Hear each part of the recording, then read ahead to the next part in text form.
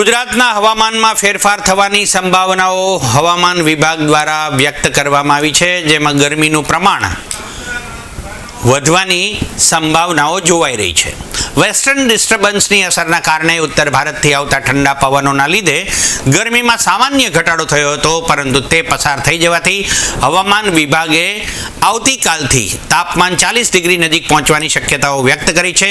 રાજ્યના જાણીતા હવામાન નિષ્ણાંત અંબાલાલ પટેલે ગરમી સાથે રાજ્યમાં માવઠાની પણ સંભાવનાઓ વ્યક્ત કરી છે।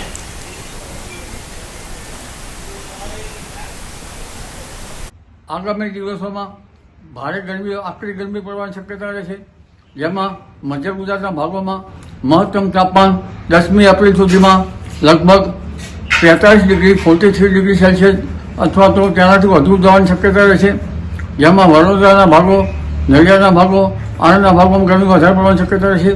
આ ઉપરાંત મહેસાણાના ભાગોમાં, ઉત્તર ગુજરાતના ભાગો, બનાસકાંઠાના ભાગો, સાબરકાંઠાના ભાગોમાં પણ મહત્તમ તાપમાન 41-42 ડિગ્રી સેલ્સિયસ જેવું રહેવાની શક્યતા રહે છે। કચ્છના રાજકોટના ભાગોમાં પણ મહત્તમ તાપમાન 41 ડિગ્રી સેલ્સિયસ જેવું રહેવાની શક્યતા રહે છે।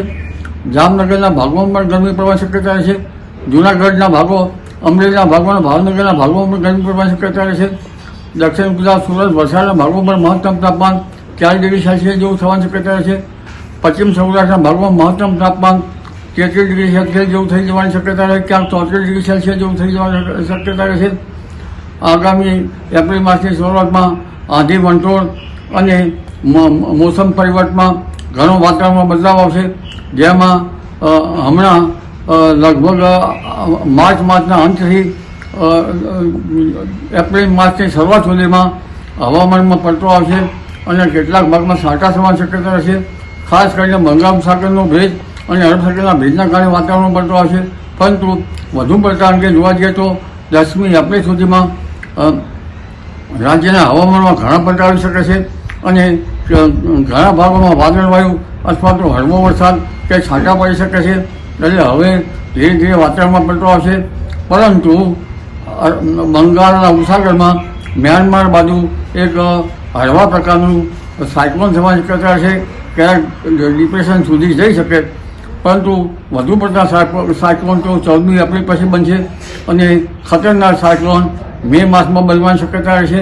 10 મેથી લગભગ 8 જૂન વચ્ચે ખતરનાક સાયક્લોન બંગાળ ઉપસાગરમાં બનશે અને અરબી સમુદ્રમાં પણ સાયક્લોન બનવાની શક્યતા રહેશે। લગભગ બંગાળના ઉપસાગરમાં જૂન માસ સુધીમાં 2 થી 3 સાયક્લોન બની શકે અને અરબ સાગરમાં 1 કે 2 સાયક્લોન બનવાની શક્યતા રહેશે। એટલે હવે ધીરે ધીરે હવામાનમાં પલટો આવશે અને વરસાદ અંગે જોવા જઈએ તો આ વખતે ચોમાસુની ગતિવિધિ સમયવાહી પ્રવાહ ઉપર આધાર રહેશે। જો સમયવાહી પ્રવાહનું જોર રહેશે ગિરનારી પવનનું, તો શરૂઆતમાં વરસાદ થવાની શક્યતા રહેશે, પરંતુ ઉપલા લેવલમાં વાદળને ઠંડક મળવી જોઈએ અને આ વખતે સમયવાહી પ્રવાહનું જોર રહેવાની શક્યતા રહેશે। જી।